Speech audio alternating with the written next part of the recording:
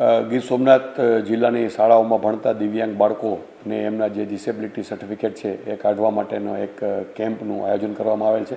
આપણા જિલ્લામાં કુલ 352 એવા વિદ્યાર્થીઓ છે કે જેને આ સર્ટિફિકેટ ઇસ્યુ કરવાના થાય છે.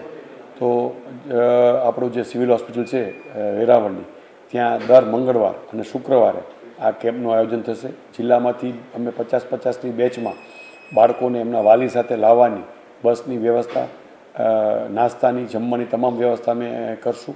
અને એ લોકો અહીં આવે અને એ કોઈ પણ અવરોધ વિના એનું રજિસ્ટ્રેશન પણ થઈ જાય અને એને જે કંઈ એની શારીરિક તપાસ કરી અને એને મળવાપાત્ર સર્ટિફિકેટ છે એ મળી જાય એ પ્રમાણેનું આયોજન કરેલ છે. અત્યારે પહેલા ફેઝમાં અમે માનસિક વિભાગ, આંખ વિભાગ, બાળરોગ અને ENT એટલા સર્ટિફિકેટ કરશું. અને 25 તારીખ પછી જે ઓર્થોપેડિક છે એને લગતા જે સર્ટિફિકેટ છે એ વિદ્યાર્થીને અમે અહીં બોલાવશું અને મંગળવાર શુક્રવારના બેચમાં આ તમામને એના સર્ટિફિકેટ મળે એવું આયોજન અમે કરશું. આ લાંબા ગાળાનો પડતર પ્રશ્ન હોય છે અને વાલીઓ છે અહીં પહોંચી શકતા હતા, એના કારણે આ પરિસ્થિતિ ઊભી થઈ હોય છે. જેથી તમામ વાલીઓને અનુરોધ છે કે આ બાળકને બિનચૂક પોતે સાથે લઈને આવે અને આ કેમ્પનો લાભ લે.